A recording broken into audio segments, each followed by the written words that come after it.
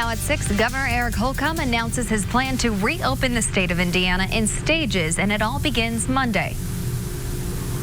It's 5 stages in 2 months. The goal is to have the state completely reopen by the 4th of July. Right now, we want to get right to RTV 6's Cameron Riddle. And Cameron, you covered today's announcement from the governor. What's the timeline everyone needs to know?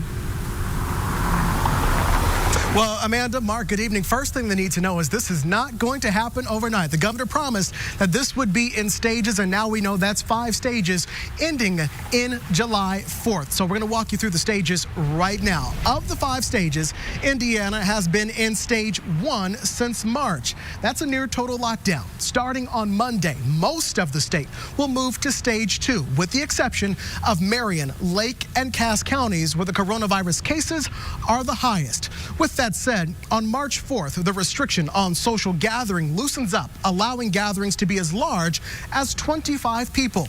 That new 25% limitation does not include restaurants and places of worship. Most retail businesses will be able to operate at 50% capacity. Stores inside malls will be able to operate at 50%, but the common areas like food courts will have to remain at 25% capacity. Now, if a county has been in stage 2 for a week with no major issues, then on May 11th, hair and nail salons as well as barbershops will be able to open by appointment only. Also, on May 11th, restaurants and bars that serve food will be able to open to 50% capacity.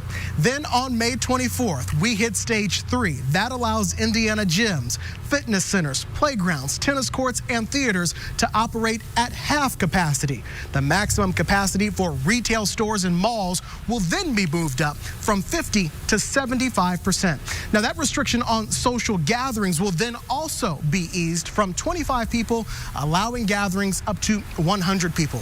And then we finally have reached the summer. That's when bars, nightclubs, museums, zoos, aquariums, and sports leagues can then reopen. Now, here's an important exception. While the governor has announced his plans for the state level, city and county leaders can keep restrictions a bit tighter. So that does mean that Indianapolis-Marion County will remain under Mayor Hogsett's stay-at-home order until May 15th. This comes with one notable exception for churches and places of worship, which starting May 8th can meet in person. That does include here in Indianapolis, as long as social distancing guidelines are followed. It should be noted that any of this and all of this is subject to change if the coronavirus impact gets worse. Now, come July 4th, if all of this is going to plan, then conventions, sporting events, fairs, and festivals, including the state fair, can resume as early as that 4th of July weekend. We are live downtown tonight. I'm Cameron Riddle, RTV 6. Cameron, thank you for breaking that down in a simple way. We know these 5 stages contain a lot of information, and it can be tough to digest. So right now on our website, theindychannel.com, and on the RTV 6 app, we have everything you need to know about those 5 stages that Cameron just mentioned and the impact that those stages could have on your life.